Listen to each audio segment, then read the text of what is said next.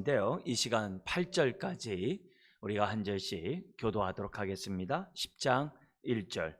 이에 내가 보니 그룹들 머리 위 궁창에 남보석 같은 것이 나타나는데 그들 위에 보좌의 형상이 있는 것 같더라. 하나님이 가는 배 옷을 입은 사람에게 말씀하여 이르시되 너는 그룹 밑에 있는 바퀴 사이로 들어가 그 속에서 숯불을 두 손에 가득히 움켜 가지고 성읍 위에 흩으라 하시매 그가 내 목전에서 들어가더라. 그 사람이 들어갈 때 그룹들은 성전 오른쪽에 서 있고 구름은 안뜰에 가득하며 여호와의 영광이 구름에서 올라와 성전 문지방에 이르니 구름이 성전에 가득하며 여호와의 영화로운 광채가 뜰에 가득하였고 그룹들의 날개 소리는 바깥들까지 들리는데 전능하신 하나님이 말씀하시는 음성 같더라. 하나님이 가는 베옷을 입은 자에게 명령하시기를 바퀴 사이 곧 그룹들 사이에서 불을 가져가라 하셨으므로 그가 들어가 바퀴 옆에 서매 그 그룹이 그룹들 사이에서 손을 내밀어 그 그룹들 사이에 있는 불을 집어가는 베옷을 입은 자의 손에 주매 그가 받아 가지고 나가는데 그룹들의 날개 밑에 사람의 손 같은 것이 나타나더라. 아멘. 에스겔의 10장에서는 여호와의 영광이 우상을 숭배하는 예루살렘 성전을 떠나는 그런 장면이 기록되어 있어요. 이 떠남과 함께 나타나는 것들은 우상 숭배자들에 대한 하나님의 불의 심판, 성전만이 아니라 유대 땅과 유대의 사람들에 대한 불의 심판이 이제 성경에 나오고 있습니다. 오늘 이 10장 여호와의 영광이 떠나는 이런 장면에서 우리가 이제 두 부분으로 크게 나눠지는데요. 1절에 보니까는 이에 내가 보니라는 말씀이 있고 9절에도 내가 보니라는 말씀이 있어요. 그러니까 두 개로 나눠져서 우리가 이 본문을 우리가 이해하는 것이 좋습니다. 이제 그런 가운데 그가 본 것을 지금 기록하고 있는 거죠. 우리 같은 모습이 우리 신약에 같은 데는 요한계시록에서도 내가 보니, 그러니까 사도 요한이 네 번의 이 환상을 봅니다. 그 환상을 기록해 놓은 게 계시록이에요. 그래서 지금 이 에스겔에서도 자신이 본 그 하나님의 영광을 지금 기술하고 있어요. 그런데 이 10장에 나타난 이 영광은 1장에 나타난 영광과 똑같아요. 그래서 1장의 그발강가에서 나타났던 그 영광이 지금 뭐예요? 10장에서도 지금 똑같이 에스겔에게 나타났다. 그걸 지금 우리들에게 강조하고요. 1장과 10장의 차이점은 뭐냐면은 기동성. 바퀴가 이제 많이 강조돼요. 기동성이 강조돼요. 그러니까 하나님의 영광이 성전을 떠나는 것과 동시에 뭐가 임하겠어요? 그러니까요. 하나님의 불의 심판이 이 예루살렘에 임하게 된다고 하는 아주 긴박한 그 하나님의 심판이 떠남과 함께 이루어지는 거기 때문에 그런 것이 지금 뭐냐면 10장에서 강조돼요. 그래서 1장과 10장에 하나님의 영광, 그러면서 그룹들, 천사들의 그 그룹들이 나오는데 주목돼야 될 부분들은 뭐냐면 이 하나님의 긴박한 이런 심판에 대한 이 부분이 10장에서는 강조되고 있다.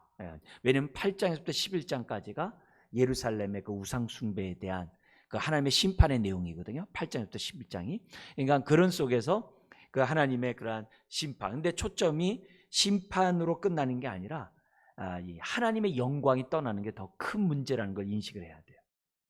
우리가 올바로 이해하는 게 굉장히 중요해요. 신약에서도 예수님이 귀신이 쫓아내는 게 중요한 게 아니라 하나님 나라가 그 사람에 임했다는 게 더 중요하다는, 초점을 흐리면 안 됩니다. 그러니까 우리들이 여기서도 하나님의 심판이 임하는데 이 심판 중에 가장 큰 심판이 뭐겠어요? 하나님의 영광이 떠나는 거거든요. 이가봇 아시죠? 그러니까 영광이 떠나는 그게 굉장히 큰 문제라는 것을 생각하고 오늘 본문을 좀 봤으면 좋겠어요. 여기 오늘 이 제목은 다른 게 아니라 우리 이제 18절에서부터 나오는 건데요. 하나님의 영광이 성전을 떠나 성전 동문에 머물고 떠나는 이런 장면이 지금 이 10장에서 나오고 있습니다. 그러니까 이 하나님의 영광이 지성소에 있어야 되잖아요. 근데 그 지성소에서 나와가지고 지금 뭐냐면 동문에 있다는 이 자체가 벌써 이게 하나님의 큰 심판이거든요. 그리고 그 심판이 이제 뭐냐면 그 영광이 떠나가지고 11장에 보면은 감난산, 감남산에 머무는 곳으로 11장이 나와요. 그러니까 그만큼 이동한 거죠. 그러니까 성전을 떠난 거예요. 근데 그 떠난 그 여호와의 영광이 어디에 나타나신 거예요? 1장을 보면 어디로 나타난 거예요? 바벨론 포로로 끌려온 이스라엘 백성 가운데 나타난 거예요. 성전에 떠나가지고. 그러니까 엄청난 이 사건인 거죠. 그러니까 죄가 있는 곳에 하나님의 거룩한 영광이 계실 수가 없는 거죠. 그래서 오히려 포로 가운데 끌려온 그 포로 공동체에게 하나님의 영광이 찾아왔다는 사실은 너무나도 이 에스겔의 이런 사건을 볼 때 굉장히 영광스러운 사건이 아닐 수 없어요. 이 바벨론 포로로 끌려온 사람들의 입장에서는.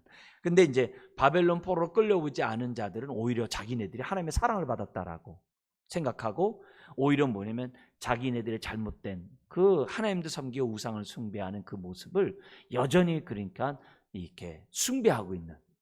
그래서 결국은 1차, 2차도 안 되니까 3차 때 예루살렘 성전이 무너져 버리는 그런 재앙을, 심판을 하나님이 내리시는 그런 이 상황인 거죠. 그래서 이 상황은 지금 뭐냐면 2차 바벨론 침략과 3차 바벨론 침략의 그 사이에 있다는 것을 기본적으로 염두에 두시면 되겠습니다. 그래서 오늘 우리가 하면서 우리가 강조해야 될 세 가지 교훈, 강의 안에 있는 것처럼 한번 우리 첫 번째 읽어볼까요?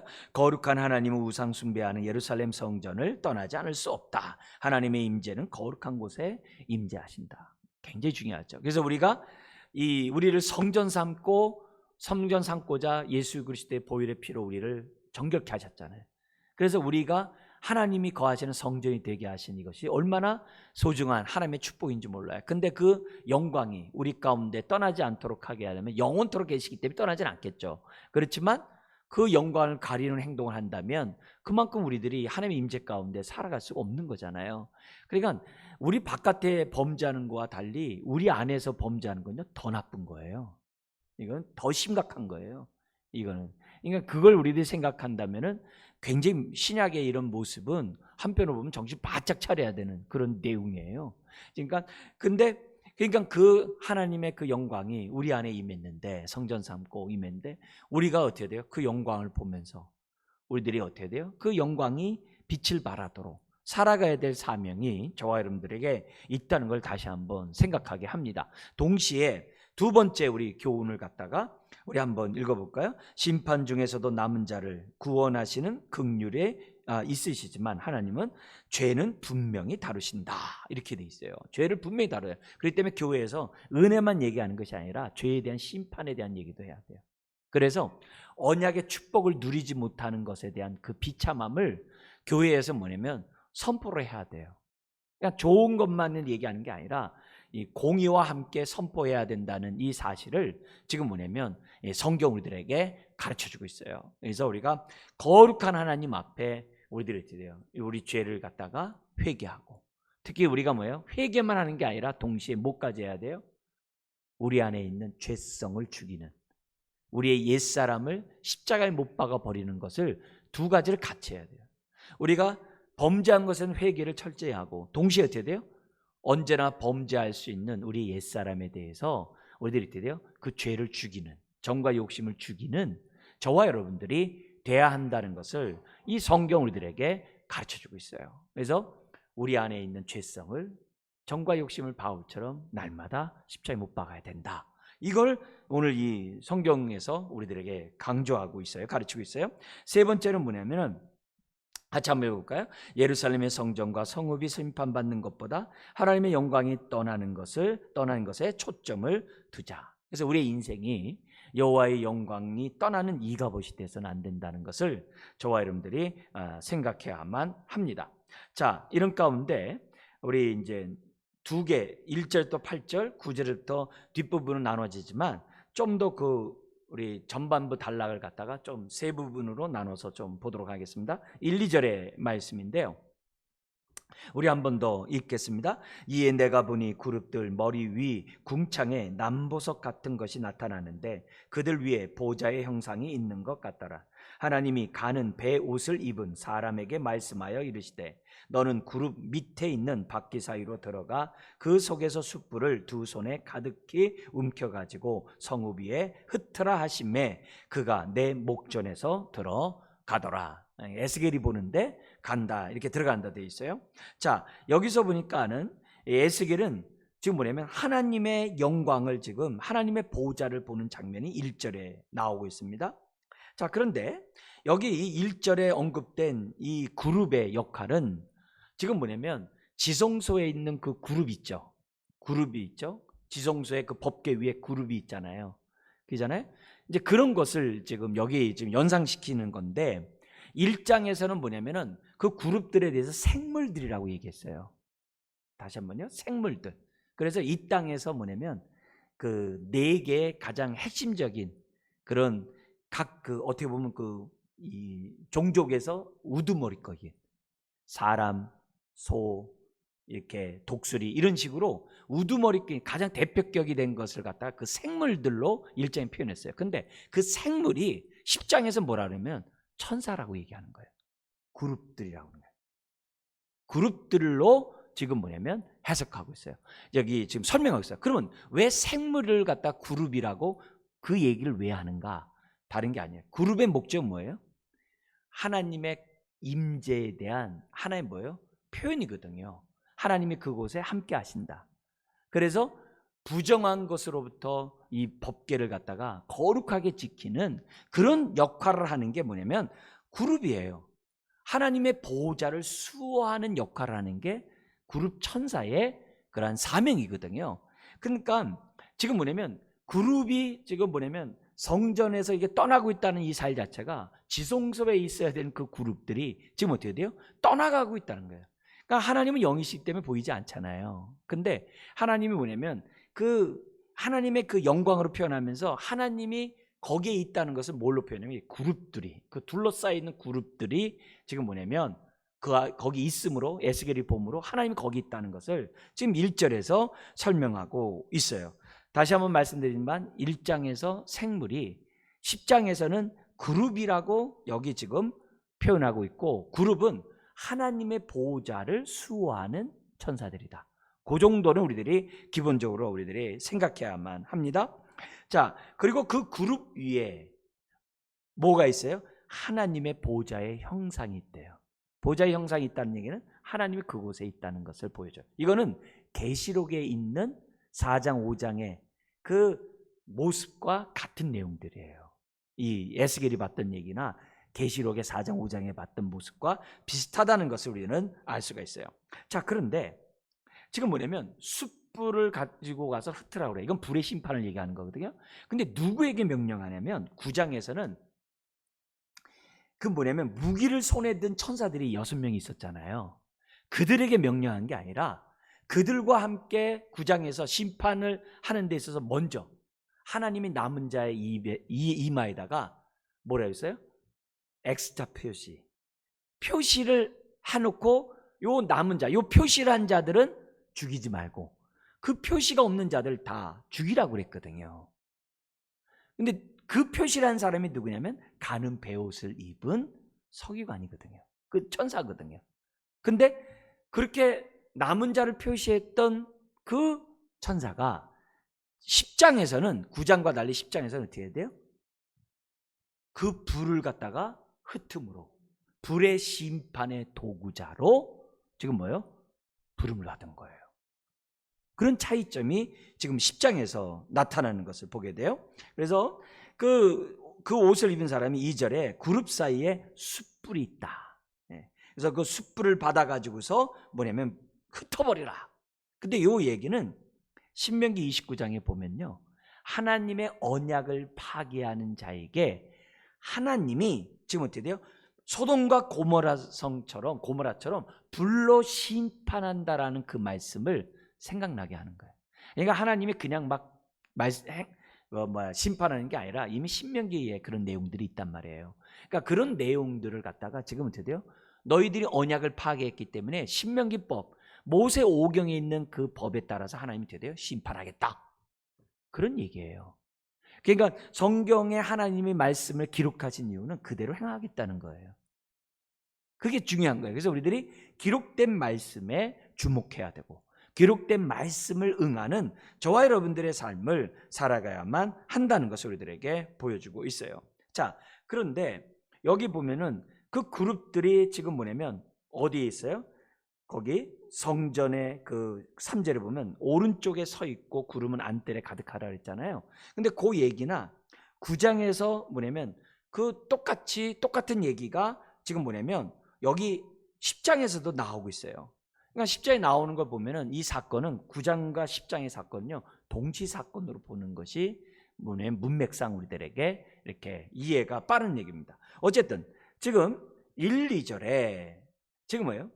9장에서 심판 중에 남은 자에게 표를 했던 그 천사에게 이번에는 뭐냐면 그룹 밑에 있는 숯불을 가져다가 흩음으로 불의 심판의 어떤 그런 대행자로서 지금 그 천사를 사용하고 있다는 게 1, 2절이에요. 거기까지 이해됐죠? 그 다음에 3절부터 5절에 그 가는 베옷을 입은 사람이 그룹 사이에 들어갈 때 하나님의 영광은 어떤 상태였는가 보니까 지성소에서 나와가지고 성전 문지방에 이미 올라간 상태예요. 이미 올라간 상태였다는 것을 지금 보여주고 있어요. 자, 그러면서 3절에 보면 이렇게 돼 있어요. 그룹은 성전 건물 오른쪽에 대기하고 있어요. 성전 오른쪽, 성전 건물 오른쪽에 이미 대기하고 있어요. 나와가지고 지성소에 나와서 대기하고 있어요. 근데 그 오른쪽이 어디냐면 남쪽이에요. 그 얘기를 좀 생각하셔야 돼요. 동서남북에 생물의 얼굴이 동서남북으로 돼 있잖아요. 1장에서 봤던 생물의 위치와 10장에서 봤던 생물의 위치가 좀 달라요. 그 다른 게 뒤에 이제 어떤 모습으로 나타나는지를 알려드리는데, 우선 뭐냐면 성전 오른쪽의 위치가 남쪽이에요. 그리고 북쪽에서는 뭐가 있었죠? 그 앞에 보니까는 우상 숭배가 자행되고 있던 곳이 8장에 보면은 그 북쪽에 있는 곳이에요.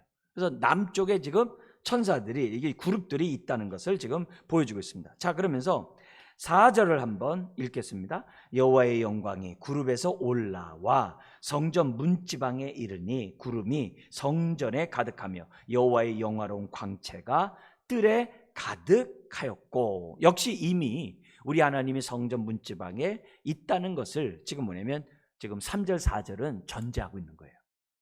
그룹 밑에 숯불을 가져가기 전에 이미 하나님은 그렇게 그 자리에 있다는 것을 우리들에게 보여줍니다. 그러면서 날개 소리가 들리는데 5절에 하나님이 말씀하시는 음성과 같다는 것을 지금 우리들에게 가르쳐주고 있습니다. 자, 9장 3절을 한번 같이 한번 더 우리 한번 살펴볼까요? 읽어볼까요?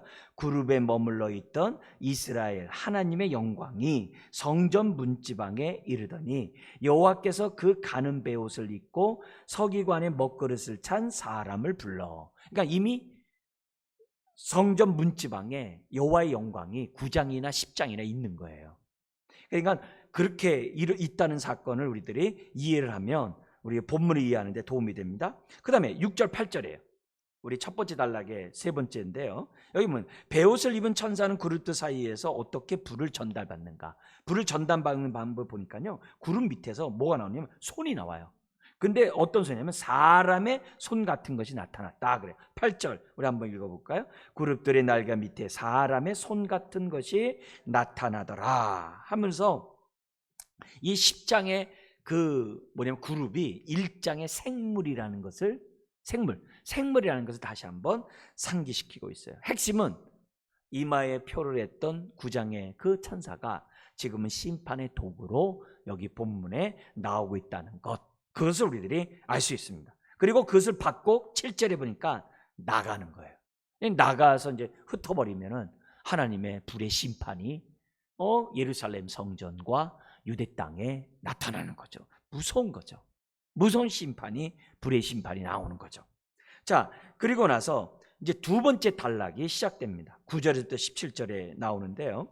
자, 예스겔은 성읍을 떠나는 여호와의 영광을 어떻게 표현하는가? 여기 이제 이 9절에서부터 17절에 나오고 있는데요. 우리 15절을 한번 같이 읽겠습니다. 그룹들이 올라가니 그들은 내가 그발 강가에서 보던 생물이라. 그죠? 생물이 그룹이라고 15절에 지금 설명함으로써 그가 본 그 여호와의 영광이, 그 생물이, 그룹이 지금 어떻게 돼요? 동일하다는 것을 1장과 10장이 동일하다는 것을 우리들에게 가르쳐주고 있습니다. 자, 근데 차이점이 있다 그랬어요. 1장과 이 10장에 나오는 그 그룹의 차이점이 있는데 그 차이점이 네 가지가 있어요. 근데 네 가지의 핵심은 뭐냐? 기동성이에요. 기동성을 강조하므로 하나님의 임박한 심판을 부각시키고 있다는 것에 초점이에요. 그것만 이해를 하시면 되겠어요? 자, 그래서 첫 번째 우리 한번 보면은 이 차이점이 나오는데요. 추가적으로 1장과 달리 그룹의 기동성에 관한 정보를 추가적으로 주고 있는데요. 9절에 이렇게 시작됩니다. 읽겠습니다. 내가 보니 그룹들 곁에 네 바퀴가 있는데 이 그룹 곁에도 한 바퀴가 있고 저 그룹 곁에도 한 바퀴가 있으며 그 바퀴 모양은 황옥 같으며 이렇게 됐어요. 1장 26절에서는 보좌의 형상이, 여기 보면은 보좌의 그런 형상이, 그리고 10장 1절에 보면은 남보석 같다 그랬어요. 이게 청옥이에요. 청옥 같다라고 기록되어 있는데 여기서 뭐라면 황옥 같대요. 그 말은 뭐냐면 서로 긴밀하게 연결되어 있다는 그 표현을 이렇게 얘기를 해요. 자, 그런데 핵심은 뭐냐면 네 바퀴가 있는데 그 네 바퀴를 설명한 게 1장에서 뭐라 그랬어요? 무소부재. 우리 하나님께서는 아니 계신 곳이 없다. 우리 하나님은 예루살렘만 있는 것이 아니라 저기 바벨론 포로로 끌려간 내 백성 가운데서 나는 함께 하신다. 그 기동성을 1장에서 강조했다 그랬어요. 무소부재하신 하나님. 그걸 강조했는데 여기에서는 뭐냐면 그 무소부재하신 그 하나님이 이 백성에게 어떻게 돼요? 아주 임박한 심판을 내리시겠다라고 하는 그런 상징적인 의미로 이 바퀴를 지금 강조하고 있어요. 예루살렘의 멸망이 바로 눈앞에 목도에 있다는 것을 보여줘요. 자, 그러면서 두 번째 특징이 나오는데 12절에 보세요. 근데 그 하나님의 그 심판은 정확하다는 거예요. 그 정확하다는 것을 뭘 통해서 보여주냐면 눈을 통해 보여줘요. 12절 우리 같이 한번 읽겠습니다. 그 온몸과 등과 손과 날개와 바퀴 곧 내 그룹의 바퀴의 둘레에 다 눈이 가득하더라. 이 1장과 이제 같은 얘기죠. 눈이 가득하다는 얘기는 모든 것을 다 본다는, 우리에게도 천리안이란 말이 있잖아요. 하나님이 뭐냐면 다 보고 계신다는 거죠. 다 아신다는 거죠. 그만큼 하나님의 전지하심을 지금 뭐냐면 강조하고 있다는 거죠. 그러니까 뭐냐면 하나님의 그 심판이 그냥 하는 게 아니라 다 보시는 가운데 하나님이 뭐냐면 심판하신다라고 하는 그런 모습이 지금 12절에 들어가 있어요. 세 번째는 뭐냐면은 여기 뭐냐면 단순한 그런 바퀴가 아니라 13절에 보면은 그 바퀴가 어떻게 돼요? 13절 내가 들으니 그 바퀴들을 도는 것이라 부르며 이렇게 돼 있어요. 그 네 바퀴가 어떤 바퀴냐면 도는 바퀴래요. 막 돈다는 거예요. 이 돈다는 얘기는 뭐냐면 하나같이 움직인다는 얘기거든요. 그러면 여러분 막 돈다는 얘기는 무슨 말이에요? 곧 떠난다는 얘기잖아요. 그잖아요. 그냥 시동도 안 걸고 휙 가는 게 아니잖아요. 막 돈다는 얘기는 한순간에 어떻게 돼요? 하나님의 영광이 떠나고 동시에 하나님의 불의 심판이 임한다라고 하는 그 표현을 여기서 13절부터 16절에서는 그런 표현으로 도는 바퀴라고 표현하고 있어요. 가만히 있는 바퀴가 아니에요. 정지되어 있는 바퀴가 아니에요. 도는 바퀴예요. 도는 바퀴예요. 그 다음에 네 번째가 있어요. 17절 같이 한번 읽겠습니다. 그들이 서면 이들이 서고 그들이 올라가면 이들도 함께 올라가니 이는 생물의 영이 바퀴 가운데 있습니다. 1장에서도 그랬어요. 이 그룹들이 그냥 자기 마음대로 움직이는 게 아니라 일사불란하게 움직이는데 누구에 의해서요? 영에 의하여, 하나님의 영에 의하여 움직인다 그랬어요. 바로 그 영이에요. 그 영이에요. 그래서 여기 뭐냐면 바퀴 가운데 생물의 영이란 말을 함으로 어떻게 돼요? 지금 어떻게 돼요? 영의 명령에 따라 그룹들이 움직일 준비를 철저히 하고 있다라고 하는 이 표현을 여기 17절에 강조하고 있는 거예요. 그러니까 결국 이 9절부터 17절에 지금 에스겔이 보는 상황은 뭐냐면 이제는 막 모든 게 막 바퀴들이 막 돌고 있고 이 모든 게 지금 여호와의 영도 지금 있고 그 상황이 뭐예요? 야, 이제는 문지방에 있는 것이 아니라 떠나는구나. 네. 하나님의 영광이 정말 떠나는구나. 한편으로 볼 땐 너무 비참한 거죠. 그 모습을 지금 에스겔이 지금 보고 있는 거예요. 아까도 제가 말씀드렸지만 이가봇이라는 표현을 썼는데요. 영광이 이제 떠났다, 없다라는 뜻이 이가봇이거든요. 그 말이 처음 나온 말이 언제냐면은 이 엘리 제사장 있잖아요. 엘리 제사장이 자기 아들뿐만이 아니라 법궤를 빼앗겼다는, 블레셋에게 빼앗겼다는 그 얘기를 듣고서 어떻게 돼요? 넘어짐으로 정말 목뼈가 부러지고 한순간에 이렇게 죽는 사건이 생겨나잖아요. 이 소식을 그 며느리가 듣게 되는 거예요. 그러니까 며느리가 듣자 그게 얼마나 충격적인 얘기예요. 그래서 그 정말 산고의 그 고통 속에, 그런 가운데 뭐냐면 그 충격 속에 애를 낳는 거예요. 근데 애를 낳기도 전에 지금 뭐예요? 그 아이의 이름에 대해서 이가봇이라고 얘기했거든요. 그냥 소망이 없는 거죠. 어느 엄마가 아이의 이름을 갖다 지면서 이가봇이라고 하겠어요. 그러니까 그만큼 그 상황이 아주 비참한 그런 상황을 지금 성경에서 이렇게 보여주고 있거든요. 지금 뭐냐면 그 상황이 지금 여기 에스겔 10장에 나와 있는 상황과 다를 바가 없다는 거예요. 예루살렘의 성전에 우상이 아주 팽배함으로 하나님의 영광이 떠나는 그 상황은 이가봇과 다를 바가 없다는 것을 지금 뭐냐면 이 10장은 우리들에게 가르쳐주고 있다는 거죠. 그래서 신약의 입장에서 볼 때는 우리 예수님의 이름을 갖다가 우리가 임마누엘이라고 그러잖아요. 그죠? 임마누엘이라고 그러잖아요. 벌써 예수님 자신이 임마누엘이라는 거에 대한 우리들에게 정말 아주 눈으로 보여준 사건이, 우리 하나님 우리와 임마누엘 함께 하시겠다라고 하는 그 사건이 예수님이거든요. 그 얘기를 마태복음에서는 그렇게 했지만, 1장에 그렇게 했지만 요한복음 1장에서는 뭐라고 그래요?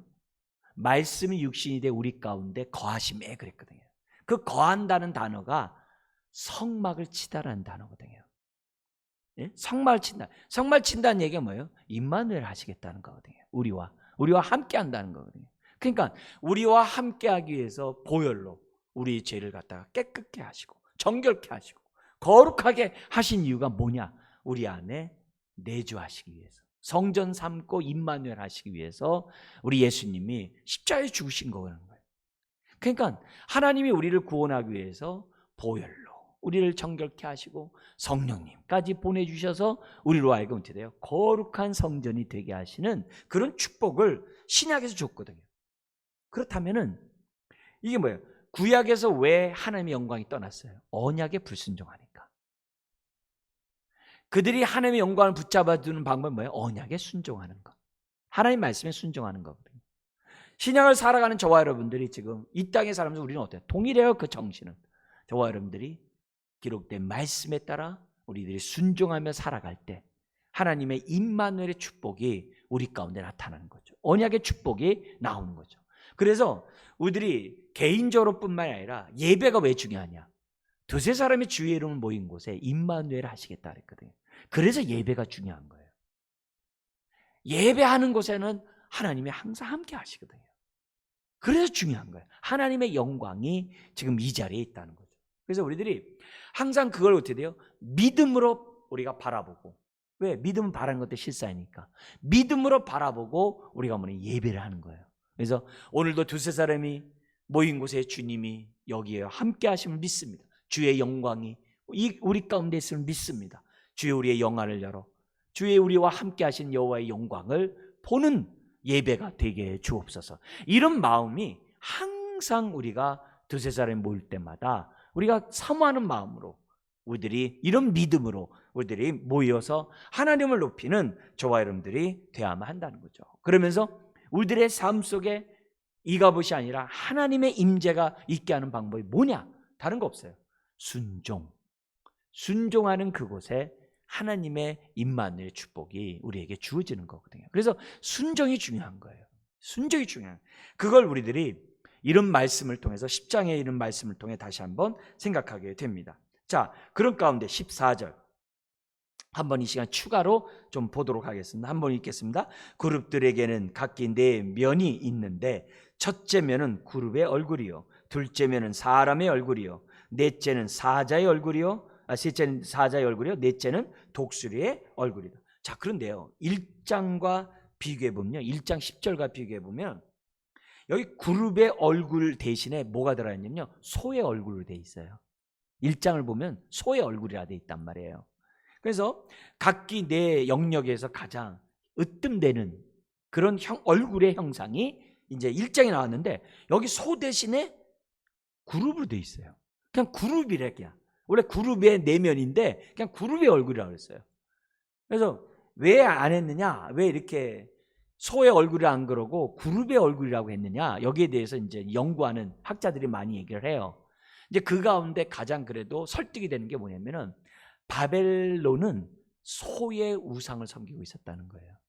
소의 우상을 섬기고 있었기 때문에 사람들이 거기에 대해서 혹시라도 오해할까봐, 왜냐하면 하나님은 원래 어떻게 돼요? 1장이나 10장이나 형상이 없잖아요. 그죠? 왜냐면 그 그룹 위에 계시니까, 보좌가 형상이 없잖아요. 근데 혹시라도 바벨론에 있는 사람들이, 특히 왜냐면 지금 에스겔 앞에 장로들이 있다고 그랬어요. 근데 에스겔 앞에 있는 그 장로들이 다 우상 숭배자들이거든요, 지금 현재. 그러니까 그런 우상 숭배자들, 바벨론에 특별히 우상도 섬겼겠죠. 당연히 섬기겠죠. 그런 자들이기 때문에 혹시라도 하나님의 그 영광이 가려질까 봐 지금 뭐냐면 에스겔이 의도적으로 소라고 하지 아니하고 그룹들의 얼굴이라고 한 것이 아니라는 그 해석이 그래도 가장 이제 설득력 있게 보여집니다. 자, 이런 가운데 계시록 4장 7절, 여러분 강의 안에 있는 것처럼 거기 보면은 같이 한번 읽어볼까요? 그 첫째 생물은 사자 같고, 그 둘째 생물은 송아지 같고, 그 셋째 생물은 얼굴이 사람 같고, 그 넷째 생물은 나아가는 독수리 같은데. 그죠? 날아가는 독수리 같은데. 그렇게 돼 있죠. 그러니까 결국 뭐냐면 에스겔이 봤던 그 그룹이나 사도 요한이 봤던 그룹이나 같은 거예요. 그 그룹 위에 하나님의 영광스러운 보좌가 있거든요, 계시록에서도요. 그런 모습을, 이 얘기는 뭐냐면 하나님 뭐예요? 만국을 통치하고 다스리는 그런 주님이라는 것을 강조하는 게 이런 의도거든요. 그래서 하나님은 유다만 통치하는 분이 아니라 열방을 통치하는 분이라는, 이 눈에 보이는 세상과 보이지 않는 모든 세상을 통치하는 그런 것을 갖다가 보여주는 장면이에요. 아닌가 다를까 빌립보서에 보면은 하늘과 땅과 땅 아래에 있는 자들이 예수 그리스도에게 무릎을 꿇음으로 하나님께 영광을 돌리니라, 그 규절이 있잖아요. 그래서 우리 하나님은 눈에 보이는 세상뿐만 아니라 보이지 않는 곳에서도 주님이 되신다는 것을 가르쳐주고 있잖아요. 그런 것들을 우리들이 이런 것들과 연관해서 우리들이 생각해 볼 수가 있습니다. 자, 그 다음에 두 번째 단락에서 두 번째 것을 보면은 18절에서부터 19절입니다. 여기 보면 하나님의 영광이 성전 문지방에서 그룹에 올라 동문에 머무는 장면이 묘사되어 있습니다. 여기 보면 18절에서 19절 한번 읽겠습니다. 여호와의 영광이 성전 문지방을 떠나서 그룹들 위에 머무르니 그룹들이 날개를 들고 내 눈 앞에 땅에서 올라가는데 그들이 나갈 때에 바퀴도 그 곁에서 함께하더라. 그들이 여호와의 전으로 들어가는 동문에 머물고 이스라엘 하나님의 영광이 그 위에 덮였더라. 그러니까 이제 하나님의 영광이 그룹들 위에 타셔서 지금 어떻게 돼요? 이제 감난산 쪽으로 11장에 이동하는 것을 이제 보게 됩니다. 그러니까 이런 것들을 통해서 반대로 보면 어떻게 돼요? 하나님의 심판이 지금 임박했다는 것을 또 반대로 우리들에게 가르쳐주고 있는 장면이에요. 그러니까 떠나면 안 돼요.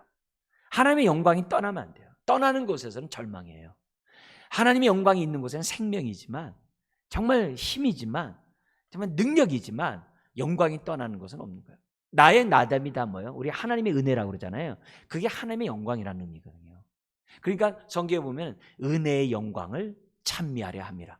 에베소 1장 얘기하잖아요. 왜 우리에게 은혜를 베푸셨는가? 왜 우리를 갖다 만세전에 택하시고 우리를 죄사하고 하나님의 자녀가 되게 하셨는가? 은혜의 영광을 찬미하려 함이라. 그러니까 우리들이 신앙생활하는 것 같다 이렇게 평면적으로 보는 게 아니라 영광의 안목으로 우리들이 성경을 보고 이해해야 될 영안들이 있어야 되는 거죠. 그러니까 우리가 성령 충만해야 돼요. 그러니까 우리들이 육체 소욕에서 눈이 멀면 안 돼요.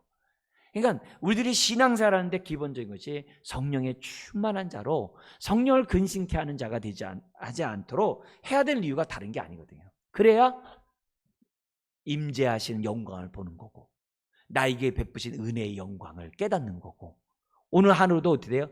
은혜 안에 거하는다, 은혜 안에 자라간다, 은혜 안에 강한다, 은혜 안에서 우리도 위로받는다. 이게 뭐예요? 하나님의 영광 가운데 자라가고 영광 가운데 강한 그런 의미와 다를 바가 없다는 것을 우리들에게 보여줍니다. 마지막입니다. 20절에서 22절입니다. 에스겔은 그룹에 대해서 다시 한번 표현합니다. 뭐라면 내가 안다는 거예요. 20절에 그것은 내가 그발 강가에 보던 이스라엘의 하나님 아래에 있던 생물이라, 그들이 그룹인 줄을 내가 아니라, 그렇게 표현합니다. 그렇게 하면서 21절 이렇게 해요. 각기 내 얼굴과 내 날개가 있으며 날개 밑에는 사람 손 형상이 있으니, 사람 손 형상을 함으로써 뭘 지금 연관하게 해야 되는 거예요? 그 손으로부터 숯불을 받았다는 것을 지금 뭐예요? 이야기해 주는 거예요. 그래서 그 숯불을 누가 받았다고요? 베옷을 입은 천사가, 9장에서는 이마에 먹을 표시를 했던 그 천사가 이미 뭐예요? 그 숯불을 받았다는 것을 지금 뭐예요? 전제하고 있다는 거예요. 그래서 지금 뭐예요? 그 손만 있지 숯불이 없는 거예요. 숯불 누구 손에 있어요? 천사 손에 있어요. 그 숯불을 던지는 순간에 심판이 임하는 것이고, 동시에 예루살렘의 성전이 이렇게 무너지고 심판받는 이유는 다른 게 아니라 하나님의 보호자의 임재를 더럽힌 그 결과 이 심판을 당한다는 것을 명확하게 지금 에스겔은 우리에게 가르쳐주고 있는 거예요. 이 얘기를 바벨론 포로로 끌려온 많은 유민들에게 에스겔은 지금 뭐냐면 가르쳐주고 있는 거예요. 자, 그러면서 22절 우리 읽고 우리 마무리하겠습니다. 그 얼굴의 형상은 내가 그발 강가에서 보던 얼굴이며 그 모양과 그 몸도 그러하며 각기 곧게 앞으로 가더라. 1장에 보면 어떻게 돼요? 영이 가는 대로 곧게 가더라 이렇게 돼 있잖아요. 그 얘기를 다시 22절에 설명하고 있어요. 그게 뭐냐면 하나님이 영이 가는 곳에 그룹도 따라가더라, 그거예요. 하나님의 영이 가려고 하는 곳에 그룹들도 가더라, 그 표현을 지금 이렇게 얘기하고 있어요. 이 얘기는 뭐냐면 오늘 우리들의 입장에서 어떻게 이해해야 되냐면, 우리는 어떻게 돼요? 성령님이 가라는 곳에 가고, 성령님이 머무는 곳에 머물고, 성령님이 순종하는 곳에 순종하고, 성령님이 원하는 그곳에서 우리는 어떻게 돼요? 언약 백성답게 살아야 한다는 것을 지금 뭐예요? 이런 것들을 통해서 우리들에게 가르쳐주고 있어요. 말씀을 마무리하겠습니다. 오늘 우리가 하나님의 영광이 우리 안에 머물게 하는 방법은 뭐냐? 다른 게 없어요. 오늘 이 말씀과 연관해서 내 안에 있는 탐심을 회개해야 돼요. 동시에 내 안에 있는 탐심을 죽이는 저와 여러분들이 돼야 돼요. 왜냐면 우상 숭배는 곧 탐심이기 때문에 그래요. 오늘 우리들이 신앙생활에서 탐심 가운데 행했던 그 죄악을 회개하는 것들은 두말할 것도 없고, 동시에 어떻게 해야 돼요? 우리가 뭐예요? 언제든지 우리가 탐심의 종이 될 수 있다는 것을 알고 미리 사전에 십자가의 바울처럼 못 박는 저와 여러분들이 돼야만 한다는 거죠. 이런 것들을 우리들에게 잘 보여주는 성경 구절, 우리 지난 40일 신앙 훈련할 때 갈라디아서 하면서 우리가 외웠던 그 본문을 여러분들이 좀 소개하도록 하려고 해요. 제가 읽어드릴게요. 갈라디아서 5장 16절 17절에 보면 이런 말씀이 있어요. 내가 이르노니 너희는 성령을 따라 행하라. 성령을 따라 행하라. 그리하면 육체의 욕심을 이루지 아니하리라. 그래서 뭐라면은 육체의 소욕은 성령을 거스르고 성령은 육체를 거스르나니 이 둘이 서로 대적함으로 너희가 원하는 것을 하지 못하게 하려 함이라. 결국 우리 안에는 이 탐심을 죽이는 방법은, 하나님 내가 이 탐심을 죽일 수 있도록 능력 주세요, 능력 주세요, 이렇게 해서 될 게 아니라는 거예요. 그건 1단계고 2단계는 뭐예요? 그렇게 십자가에 못 박느니라 하면서 어떻게 돼요? 성령의 소욕을 따라 순종하는 거예요. 그래서 육체 소욕으로부터 멀리 떨어지는 거예요. 성령의 소욕을 십자가에 못 박을 뿐만이 아니라 내가 어떻게 돼요? 육체 소욕을 못 박을 뿐만이 아니라 성령의 소욕에 따라서 순종이 나가야 돼요. 그러면 성령의 소욕에 따라 순종할 때 어떤 열매가 맺어진다 그랬죠? 성령의 9가지 열매 맺어진다 그랬거든요. 그러니까 우리가 어떻게 돼요? 육체 소욕을 오늘도 회개하고 못 받고 동시에 어떻게 돼요? 성령의 9가지의 열매를 맺는 삶을 살고자 우리가 어떻게 돼요? 성령님께 순종하자는 거예요. 그럴 때 우리가 어떻게 해야 돼요? 하나님의 영광이 우리 안에 머무는 저와 여러분들이 될 수 있다는 거죠. 그러면서 갈라디아서 그 5장 24절 이런 얘기예요. 바울이 그리스도 예수의 사람들은 육체와 함께 그 정욕과 탐심을 이미 십자가에 못 박았다 그래요. 그러니까 오늘도 어떻게 돼요? 이미 못 박힌 자들이니까 어떻게 돼요? 오늘도 못 박으면서 계속 우리는 뭐예요? 성령의 소욕을 따라 살아감으로 성령의 열매를 맺어가는 저와 여러분들이 될 때 여호와의 영광이 내 삶 속에 우리 가운데 머물게 할 수 있다라고 갈라디아서 얘기를 해요. 근데 이 얘기를 로마서에서도 얘기해요. 로마서에서 얘기하는데 로마서의 말씀을 잠깐 여러분이 얘기한다면 로마서 8장 11절부터 13절에 이런 말씀이 있어요. 11절에 뭐라 하냐면 예수를 죽은 자 가운데서 살리신 이의 영이, 성령님 말하죠.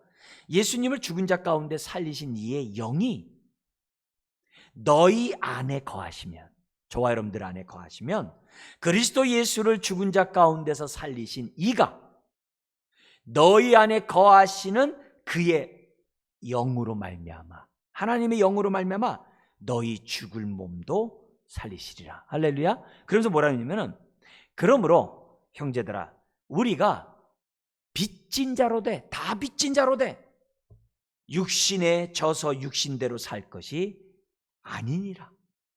그러니까 옛사람에 따라 살지 말고 새사람에 따라 살라 이게. 그러면서 뭐라 하냐면은 너희가, 결론인데요, 육신대로 살면 반드시 죽을 것이로되 영으로서, 성령으로서 너의 몸의 행실을 죽이면 너희가 살리라.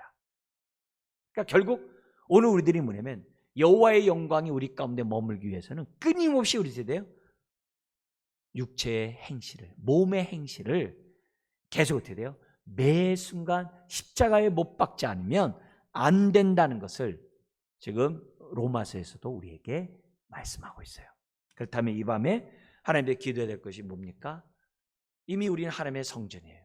여호와의 영광이 우리 가운데 함께하는 성전이에요. 그렇다면 그 여호와의 영광이 우리를 통해서 드러나도록 그런 성령 충만한 삶을 살아야 될 줄 믿습니다. 드러나는 방법 다른 거 없거든요. 내 안에는 탐심 오일도 십자가에 못 박고, 또 어떻게 돼요? 그렇게 탐욕이 나에게 언제든지 일어날 수 있다는 걸 생각하고 우리가 탐욕을 죽이는, 아주 내가 탐욕 가운데 살지 않도록 미리 십자가에 못 박아버리는 저와 여러분들이 돼야 될 줄 믿습니다. 다시 한번 여호와의 영광이 우리 가운데 있음을 감사하고 그 영광을 드러내는 저와 여러분 되시길 주의 이름으로 축원합니다. 기도하겠습니다. 하나님 아버지,